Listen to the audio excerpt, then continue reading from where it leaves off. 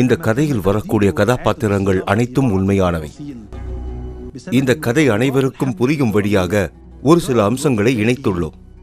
இந்த கதையை முழுமையாக ஆராய்ந்த பின்புதான் நாங்கள் உங்கள் பார்வைக்கு இந்த தெய்வீக அனுபவத்தை சமர்ப்பிக்கின்றோம்.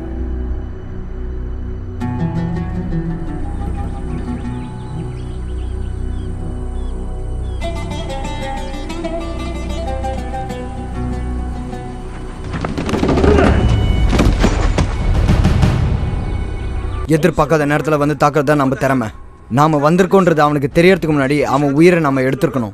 அதுக்கு முதல்ல நேராக வந்து அவன் கழுத்தாக இருக்கணும். முக்கியமாக மனசில் எந்தவித பயமும் இருக்கக்கூடாது. ஒரு வேளை பயம் இருந்ததுன்னா உங்கள் இலக்கை அடையிறது ரொம்ப கஷ்டமாயிடும். கொடூரமான முறைகள் தான் சில நேரத்தில் நமக்கு உதவியாக இருக்கும். பாலைவனத்தில் எங்களது பயிற்சிகள் மிகவும் கடுமையானவை. எங்கள் இலக்கு எகிப்து அரசாங்கத்தை அழிப்பது மட்டும்தான். நாங்கள் அனைவரும் ஒரே ஒரு விஷயத்திற்காகத்தான் காத்துக் கொண்டிருந்தோம். கடவுளுடைய உத்தரவு கிடைத்தவுடன் நாங்கள் எங்களது இலக்கை நோக்கி முன்னேறிக் கொண்டே இருந்தோம்.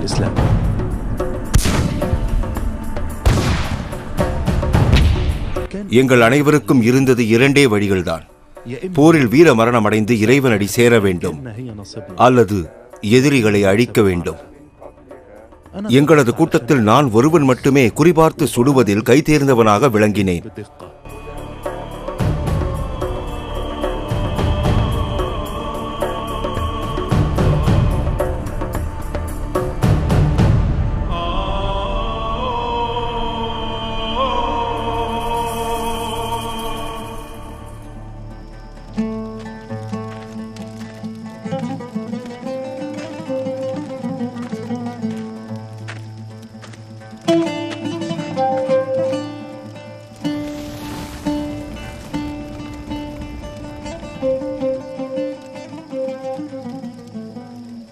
ஓசோ அல்லாவின் ஆனபடி போருக்கு போனான்.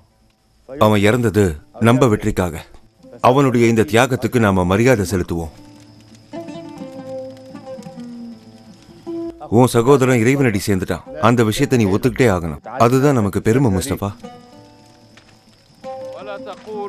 எனக்காக உயிர் தியாகம் செய்யும் அனைவரும் மீண்டும் இவ்வுலகில் பிறப்பார்கள். உங்கள் சகோதரர்கள் உங்கள் பார்வைக்கு தெரியாமல் இருக்கலாம். இது கடவுளின் வாக்கு. சலாம் வலைக்கும் அமீர். வலைக்கும் அஸ்லாம். கடவுள் உங்கள் அனைவருக்கும் நிம்மதியையும் சந்தோஷத்தையும் தருவார். சகோதரர்களே, உங்களுடைய ட்ரைனிங் எப்படி போயிட்டு இருக்கு? ரொம்பவே அருமையா போயிட்டு இருக்கு அமீர். எல்லா புகழும் இறைவனுக்கே. எல்லாரும் உட்காருங்க. எமீர் எங்களுடைய ட்ரைனிங் கேம்புக்கு வந்திருக்காருன்னா ஏதோ முக்கியமான விஷயம் சொல்ல வந்திருக்காருன்னு அர்த்தம். அன்னைக்கு ராத்திரி கெய்ரோ நியூஸ் பேப்பர்ல வந்த ஏதோ ஒரு விஷயத்தை பத்தி சொல்ல வந்தாரு. ஒரு கூட்டத்தையே கைது பண்ணி இருக்கிறதா எழுதியிருக்காங்கன்னு சொல்ல வந்தாரு.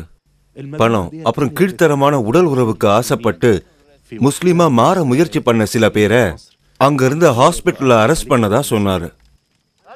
இது ரொம்ப அநியாயம். ஒத்துக்க முடியாது.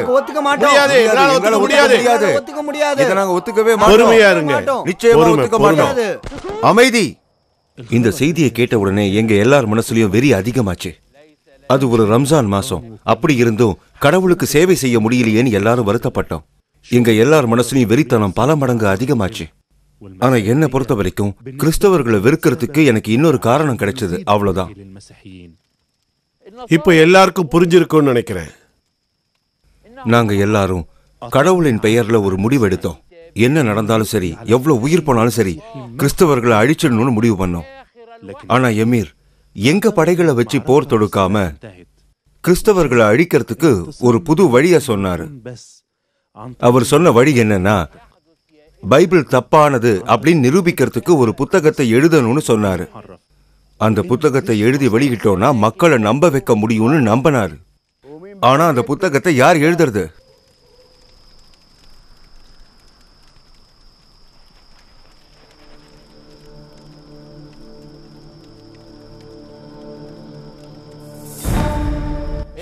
என்னாச்சு? ஒரு சாதாரண புத்தகத்தை பார்த்து பயப்படுறியா? கிறிஸ்தவர்கள் இந்த புத்தகத்தை வச்சுதான் மாயமந்திரம் பண்ணுவாங்கன்னு எங்க அம்மா சொல்லியிருக்காங்க. ஒருவேளை அந்த புத்தகத்தை யாராவது படிச்சா அவங்க சாபத்துக்கு ஆளாயிடுவாங்க. சாபம் இருக்கோ இல்லையோ, கண்டிப்பா நான் இந்த புத்தகத்தை படிக்க மாட்டேன். என்னால முடியாது. உன்னால செய்ய முடியாதுன்னு என்கிட்டயே சொல்லாத. அல்லாஹ் பெயர்ல உனக்கு முழு நம்பிக்கை இருந்ததுன்னா இந்த புத்தகத்தை எடுத்து படிக்கிறதுல எந்த பிரச்சனையும் இல்லை கலீல். முடியாது அமீர். இதை படிக்கிறதுக்கு வேற ஆளை பாரு. நான் கிளம்புறேன். கலீல், தப்பா எடுத்துக்காதீங்க எமீர். இதை படிக்கிறதுக்கு நீங்க வேற ஆளை பாருங்க. இந்த வேலையை நல்லபடியா செஞ்சு முடிக்க உன்னை தவிர வேற யாரும் இல்லைங்கிற விஷயத்த நீ நல்லா புரிஞ்சுக்கணும் கலீல். ஆனா நீங்க அவங்கள மாதிரி யோசிக்கணும். வாழணும்னு இல்ல சொல்றீங்க. என்னால் அது முடியாது. எகிப்துல இருக்கக்கூடிய எல்லா கிறிஸ்தவர்களையும் அழிக்கணும்னு சொல்லுங்க, செஞ்சுட்டு வரேன். ஆனா இந்த வேலையை நான் செய்ய மாட்டேன். நான் அந்த புத்தகத்தை தொட விரும்பல. அல்லாஹ் பேர்ல நீ வச்சிருக்கக்கூடிய இந்த நம்பிக்கை ரொம்பவே பாராட்டக்கூடிய விஷயம் கலீல். ஆனா இந்த நம்பிக்கை உன் கண் பார்வையை மறைச்சிருச்ச கலீல். சரி எது தப்புதுன்றதை நீ புரிஞ்சுக்க மாட்டேன்ற கலீல். கொஞ்சம் நல்லா யோசிச்சு பாரு கலீல். இந்த வேலையை மட்டும் நீ செஞ்சு முடிச்சேன்னா அல்லாஹ்வின் திருவடியில உனக்காக ஒரு பெரிய இடமே காத்துக்கிட்டு இருக்கு. அந்த விஷயத்தை நீ கொஞ்சமும் மறந்துடாத. கிறிஸ்தவர்களை பத்தியும் யூதர்களை பத்தியும் மக்களுக்கு தெரிவிப்பதற்கான வாய்ப்பு உனக்கு கிடைச்சிருக்கு. மாசம் உன்னுடைய செலவுக்காக நம்முடைய இந்த இயக்கத்திலிருந்து 500 பவுண்டு கிடைக்கிற மாதிரி நான் ஏற்பாடு பண்ணியிருக்கேன். அதையும் நானே உனக்கு நேரா வந்து கொடுக்கிறேன்.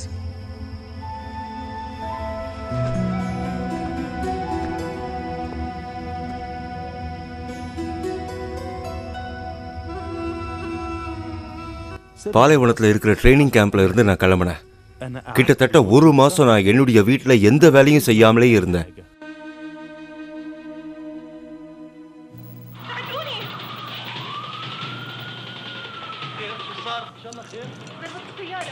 சரி பசங்களா, இன்னைக்கு சீரியல்ல என்ன நடந்துச்சுன்னு சொல்லுங்க. அந்த சின்ன பையன் ரோட்ல போய் விழுந்து கார்ல மோதிக்கிட்டான். அதனால அந்த பொம்பளை அழுதிட்டு இருக்காங்க. அப்படியே நடந்தது? தேவையில்லாம பேசாம எங்க கூட உட்காந்து பாருங்க.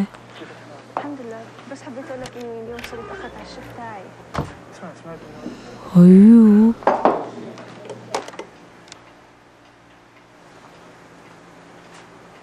خليل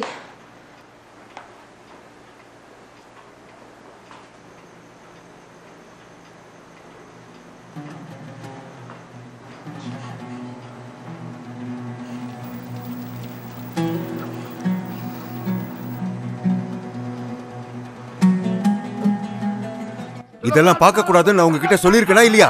இல்ல, நாங்க வெறும் கலீல் அவன் சகோதரி. சொன்னா புரியாதா?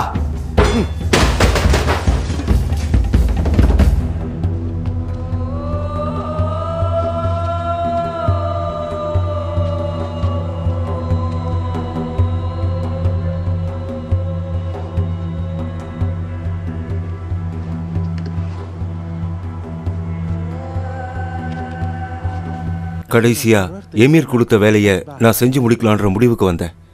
எனக்கு கொடுக்கப்பட்ட இந்த வேலையை வெற்றிகரமா முடிக்கணுன்றதுக்காக நான் புறப்பட்டேன். ஆனா எனக்கு இதை எங்கிருந்து ஆரம்பிக்கிறதுன்னு ஒண்ணுமே புரியல.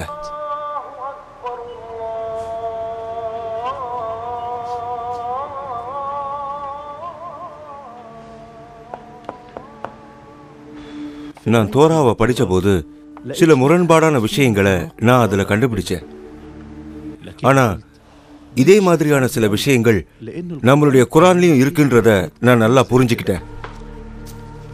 ஒருவேளை நான் இந்த முரண்பாடுகளை வச்சு பைபிள் தவறானதுன்னு நான் மக்களுக்கு புரிய வச்சேன்னா அதுக்கப்புறம் குரானும் தவறானதுன்னு மக்கள் புரிஞ்சுக்கிறதுக்கான வாய்ப்பு இருக்கு. அதனாலதான் பைபிளை நான் இன்னும் நல்லா படிக்க ஆரம்பிச்சேன். அதுல ஏதாவது ஒரு தவறாவது கண்டுபிடிக்க முடியுமான்னு நான் பார்த்தேன். ஆனா நான் பைபிளை முழுமையா படிச்சதுக்கு அப்புறம் நான் எதிர்பார்த்த மாதிரி அதுல ஒரு தவறும் இல்லைன்றதை நான் தெரிஞ்சுக்கிட்டேன்.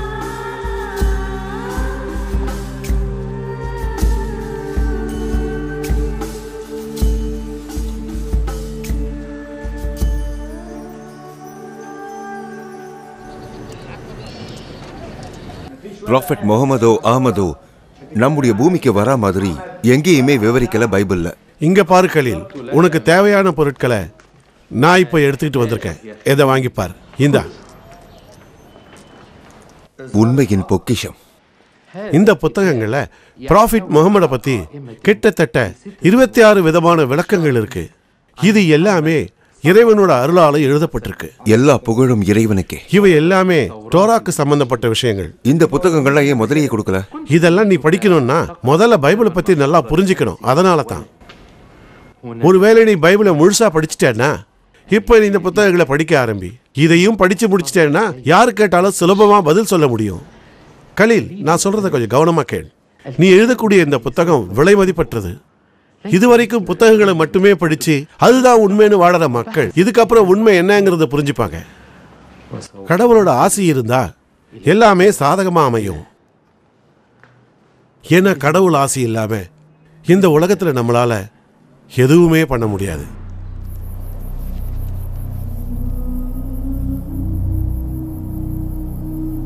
இந்த புத்தகத்துல இருக்கிற 26 விளக்கங்களையும் நான் ஒண்ணு விடாம படிக்க ஆரம்பிச்சேன். ஆனா நான் படிச்ச இந்த எல்லா புத்தகங்கள்லயும் எனக்கு தேவையான எந்த விஷயமும் கிடைக்கல. நான் கடவுளை கேட்டேன். கடவுளை என்னால பைபிள் தப்புன்றதை நிரூபிக்க முடியல. நான் படிச்ச வரைக்கும் பைபிள்ல ப்ராஃபெட் முகமதை பத்தி எந்த விஷயமும் எழுதப்படல. இப்ப நான் என்ன பண்றது?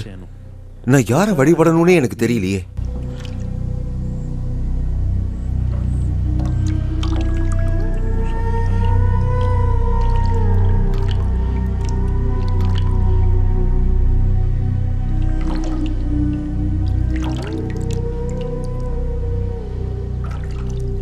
ஒருவேளை பைபிள்ல எழுதப்பட்ட எல்லாமே உண்மையா இருந்தா குர்ஆனுங்கிறது என்ன?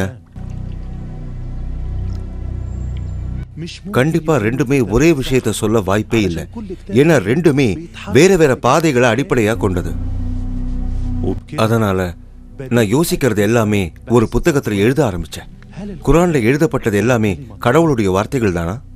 நான் அந்த புத்தகத்தை எழுதி முடிக்கும் போது கிட்டத்தட்ட நான் 200 300 பக்கம் வரைக்கும் எழுதியிருக்கேன். என் புத்தகத்தையும் நான் முடிச்சேன். அப்ப திடீர்னு ஒரு நாள் எமீர் என்னை சந்திக்கிறதுக்காக வந்திருந்தார். நீங்க கலீலுக்காக இங்கேயே காத்துருங்க. கலீல் இப்போ வந்துருவான். நீங்க போலாம்.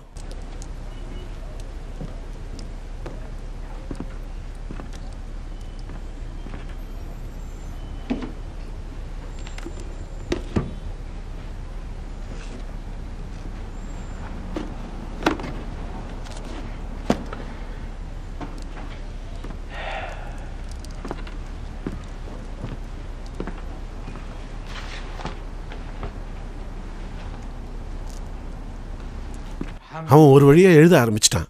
இதுக்கு நான் கடவுளுக்கு தான் நன்றி சொல்லணும்.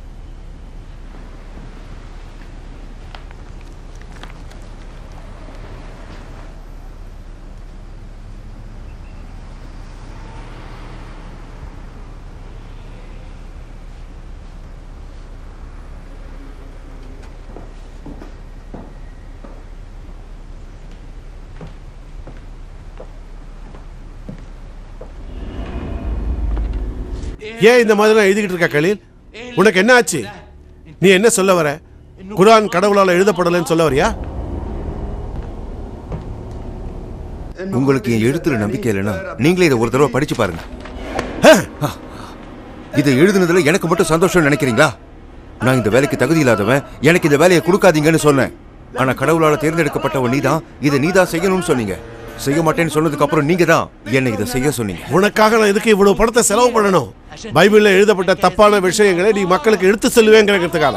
இல்ல இல்ல இல்ல இல்ல, நீங்க என்ன இந்த புத்தகத்தை படிக்க தான் சொன்னீங்க. இதுல இருக்க உண்மையை தெரிஞ்சுக்க சொன்னீங்க. நானும் செஞ்சேன். அவங்க பக்கம் உண்மைதான் இருக்கு. அது மட்டும் இல்ல, மெசியா தான் கடவுள் அப்படின்ற விஷயத்தை குர்ஆன்ல கூட ரொம்ப தெளிவா சொல்லி இருக்காங்க. நான் சொல்றேன்ல, உனக்கு என்ன தைரியம் தான் குர்ஆனை பத்தி தப்பா சொல்லுவேன்? குர்ஆன்ல எழுதி இருக்கிறபடி கடவுள் சீக்கிரம் பூமிக்கு வர போறாரு. அவர் வானத்துல இருந்து கீழே இறங்குவாரு. மக்களுக்கு தலைவனா நின்று வருவாரு. அவர் இந்த உலகத்துக்கு வந்து நோயாளிகளை குணப்படுத்துவாரு. அது மட்டும் இல்லாம இந்த பூமியவே சொர்க்கமா மாத்த போறாரு. வாய மூடின்னு சொன்னா நீ கேட்க மாட்டியா? இந்த உலகத்துல பிறந்து சாத்தானோட சுவடை இல்லாம பண்ண போறாரு. இதுதான் குர்ஆன்ல போட்டிருக்கு. வாய மூடிக்கிட்டு சும்மா இருக்க மாட்டியா? இஸ்லாமை பத்தி தப்பா பேசுற உயிரோடவே இருக்க கூடாது.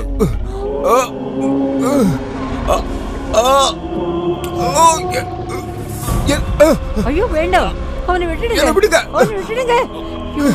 ஏன் இப்படி பண்றீங்க? சொல்றது உண்மை. அவனை விடுங்க, அவனை விடுங்க. ஐயோ, ஒண்ணும் பண்ணாதீங்க, அவனை விட்டுடுங்க. உன்னை கொல்லாம விட மாட்டேன்டா. என்னை விடுங்க. வேண்டாம். ஐயோ, நான் சொல்றத கவனமா கேளு. இந்த நிமிஷத்துல இருந்து உனக்கும் எனக்கும் எந்த விதமான சம்மதமும் இல்ல. எங்க கூட்டத்தை பொறுத்த வரைக்கும் நீ ஒரு பெரிய துரோகி. இதெல்லாம் குப்பையில போடு.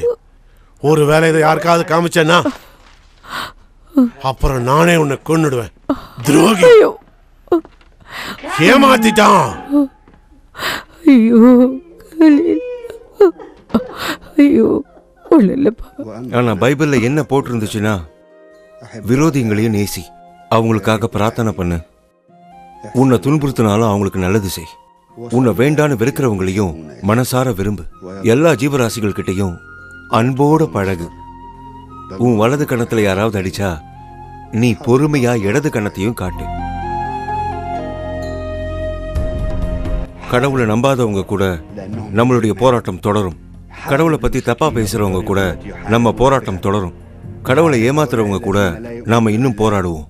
அது குழந்தையா இருந்தாலும், மனைவியா இருந்தாலும், தாயா இருந்தாலும் சரி, யாரையும் உயிரோட விடக்கூடாது. எல்லாரையும் கொல்லணும். அதுதான் கடவுளுக்கு நாம கொடுக்கிற பலி.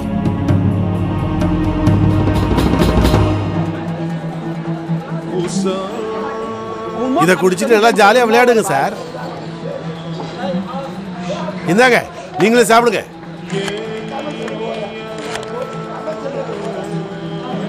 எப்பவுமே நீதான் ஜெயிக்கிற. ஹலோ திபோத்தி, நான் தான் கலீல். இல்ல ஒன்றும் பிரச்சனை இல்லை.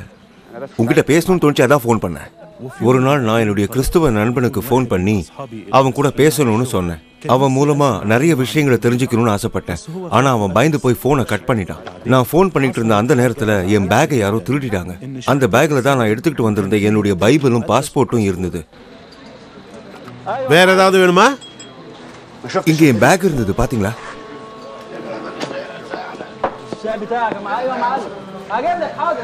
ஐயா, என் பேக் இங்க இருந்தது, பாத்தீங்களா? யாராவது சொல்லுங்களேன். நீ எந்த பேக்கை பத்தி பேசுறேன்னு எனக்கு ஒன்றும் புரியல. ஆனா அதுலதான் என்னுடைய பைபிள், பாஸ்போர்ட் எல்லாமே வச்சிருந்தேன். சார் சார் நில்லுங்க, போனுக்கான காசை கொடுத்துட்டு போங்க.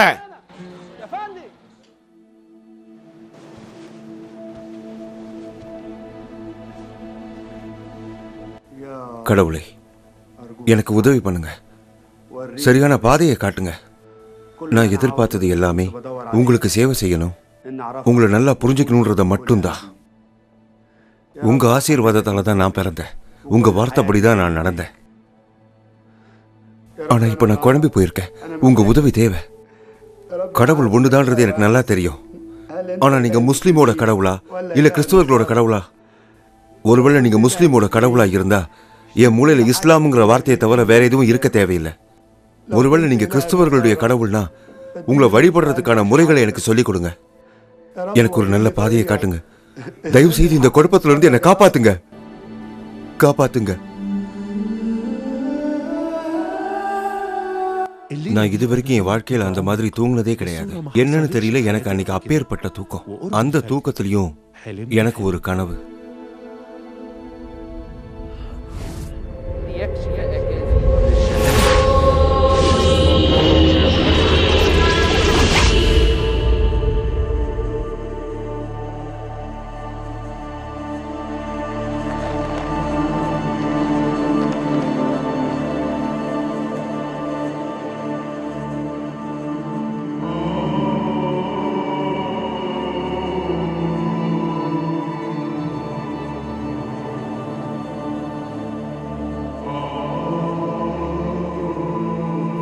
நான் யாருன்றது உனக்கு தெரிஞ்சே ஆகணுமா?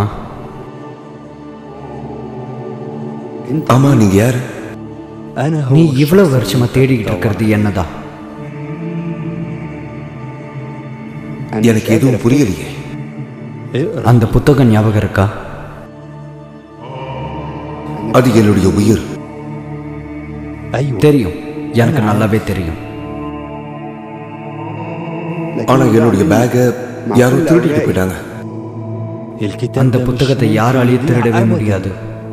எழுந்துரு, போய் உன் அலமாரியை தேடிப்பார்.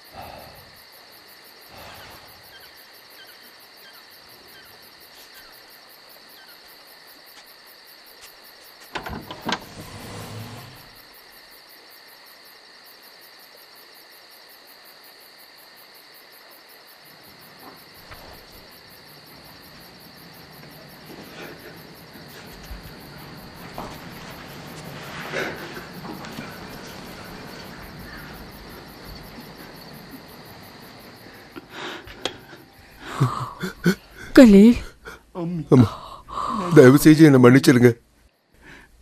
கடவுளோட பாதையில நடக்கிறேன்னு சொல்லி உங்க எல்லாரையும் நான் ரொம்ப மோசமா நடத்திட்டேம்மா. உங்க காலில் விழுந்து மன்னிப்பு கேட்டாலும் என் பாவம் குறையாது. கடவுளே, என்ன இதெல்லாம்? என்னாச்சு கலீல்? கடவுள் எனக்கு சரியான பாதையை காமிச்சிட்டாரு. இது வரைக்கும் நான் வழிபட்ட கடவுளும் இனிமே நான் வழிபட போற கடவுளும் ஒண்ணு இல்ல. இந்த உலகத்துல கடவுளுங்கிறது ஒரே ஒருத்தர் தான். எனக்கு அது இப்பதான் புரியுது. அவர் தான் என்ன மனிதர்களை நேசிக்க சொல்லி உத்தரவு போட்டிருக்காரு. நீ சொல்லக்கூடிய அந்த கடவுள் யார் கலீல்? அவர் தான் உண்மையான கடவுள். குரான்ல கூட எழுதியிருக்கக்கூடிய மசியாங்கிற ஜீசஸ் கிரைஸ்ட். சத்தம் போட்டு பேசாது. அவங்க காதுல விழுந்ததுன்னா உனக்கு கொன்னுடுவாங்க. நீங்க என்ன சொல்றீங்களோ அதை நான் கேட்கிறேம்மா. ஆனா என்ன நீங்களாவது நம்புங்க. ஒன்னு நம்பாம நான் வேற யாரும் நம்ப போறேன்? நீ என் வயிற்றுல பிறந்த புள்ள. எதை பத்தியும் யோசிக்காம தூங்க. கடவுள் உனக்கு எல்லா சந்தோஷங்களையும் கண்டிப்பா கொடுப்பாரு. நான் செஞ்ச எல்லா தப்பையும் தயவு செஞ்சு மன்னிச்சு என்னை ஏத்துக்கங்கம்மா. நான் மாறினதுக்கு காரணம் அன்பு ஒண்ணுதான். அது என் மனசை மாத்திடுச்சு. கலீல், தேவையில்லாம எதை பத்தியும் நினைச்சு அழாத. எனக்கு அன்னைக்கு தூக்கமே வரல. அடுத்த நாள் எப்ப பொழுது விடியும்னு நான் காத்துக்கிட்டே இருந்தேன். என் கண்ணால நான் பார்த்த ஒவ்வொரு பொருளும் ரொம்பவே அழகா தெரிஞ்சது. நான் பார்க்கக்கூடிய எல்லா ஜீவராசிகளையும் கட்டி பிடிச்சு நான் அவங்க பேர்ல எவ்வளவு அன்பு வச்சிருக்கேன்றதை தெரிவிக்க விரும்பினேன். என்ன ஒரு மோசமான மிருகமா பார்த்த கிறிஸ்தவர்கள்கிட்டையும் நான் அப்படிதான் நடந்துக்கணும்னு ஆசைப்பட்டேன்.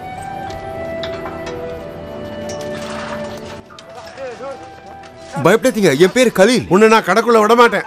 நான் உங்ககிட்ட பேசி ஆகணும். தயவு செஞ்சு என்ன உள்ள விடுங்க. நான் உங்ககிட்ட மன்னிப்பு கேட்கணும். ப்ளீஸ் என்ன நம்புங்க. எதுவா இருந்தாலும் அப்புறம் பேசிக்கலாம். என்ன நம்புங்க. நான் ரொம்பவே மாறிட்டேன். உண்மை புரியாம எல்லா கிறிஸ்தவர்களையும் தேவையில்லாம நான் பகைச்சுக்கிட்டேன். உன்னை மன்னிக்கணுமா?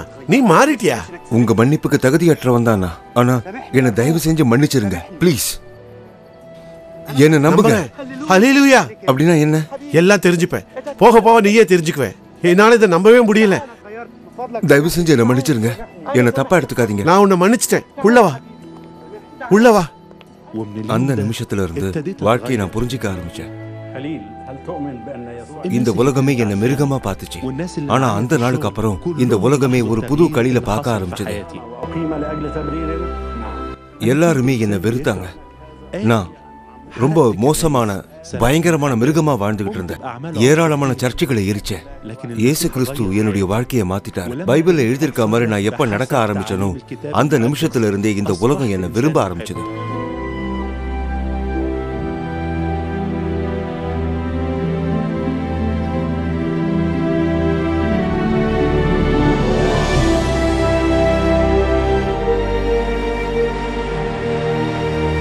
நான் இப்ப சுதந்திரமா இருக்கேன். கடவுள் எனக்கு எது நல்ல பாதையோ அதை காமிக்க ஆரம்பிச்சிட்டார். நாம வாழக்கூடிய இந்த வாழ்க்கையே இயேசு கிறிஸ்துவனுடைய ஒரு பரிணாமம் தான். ஒரு காலத்துல நான் மரணத்தை கண்டு பயந்தேன். அது ஒரு பூதாகரமான விஷயமா எனக்கு தெரிஞ்சது. ஆனா இப்ப மரணம் என்ன ஆள்றது இல்ல, நான் தான் மரணத்தை ஆண்டுகிட்டு இருக்கேன். இயேசு கிறிஸ்துவோட பாதையில எனக்கு உலகமே புதுசா தெரிஞ்சது.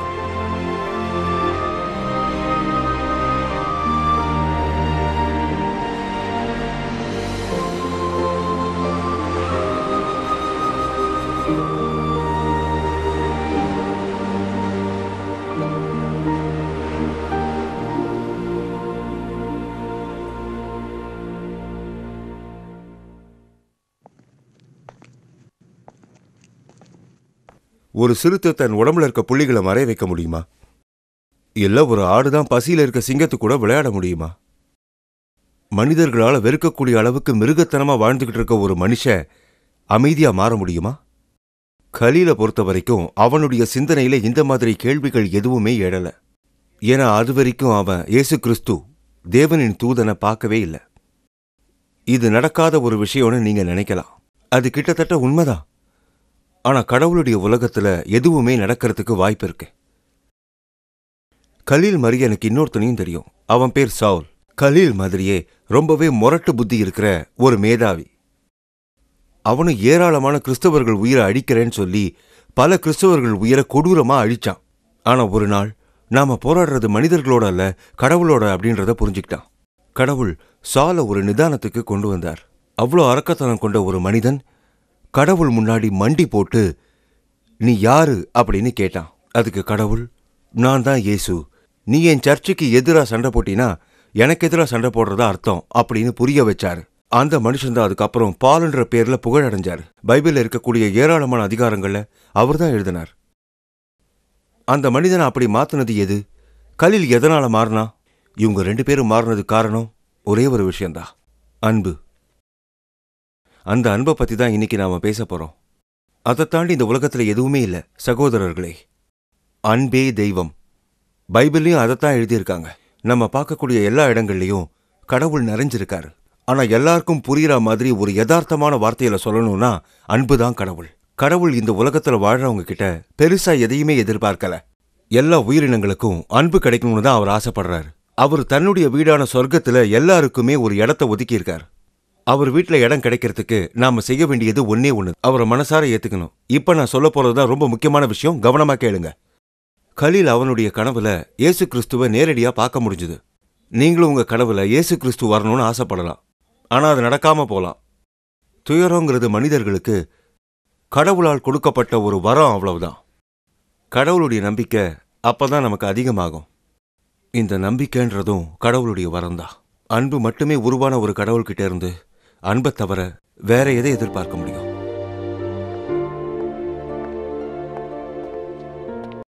இப்பேற்பட்ட வாழ்க்கையை நீங்க அடையணும்னு ஆசைப்படுறீங்களா? நீங்க செஞ்ச எல்லா பாவங்களுக்கும் மன்னிப்பு கிடைச்சி கடவுளுடைய வீட்டிலேயே வாழணும்னு நீங்க ஆசைப்படுறீங்களா? தூய்மையான இதயத்தோட கடவுளை நீங்க பிரார்த்தனை செஞ்சீங்கன்னா அவர் உங்களுக்கு அருள் புரிவார். உங்கள் பாவங்கள் போக்கப்படும். கடவுளுடைய ஆசீர்வாதம் உங்களுக்கு கிடைக்கும். அன்பே உருவான கடவுள் எல்லாத்தையும் மறந்து மன்னிக்க கூடியவர். நீங்க இது வரைக்கும் என்ன செஞ்சிருந்தாலும் பரவாயில்ல, அது எல்லாத்தையும் மறந்துட்டு என் கூட பிரார்த்தனை பண்ணுங்க. இறைவனே, நான் உன்னை விரும்புகிறேன். நான் விரும்பும் இறைவனே, நான் செய்த பாவங்களை போக்கி என்னை மன்னிப்பீராக. என் தவறுகளை மன்னித்து உன்னுடன் ஏற்றுக்கொள்வாயாக. நான் வாழக்கூடிய இந்த வாழ்க்கையும் என் புகழும் எல்லாம் உனக்கே சொந்தமானது.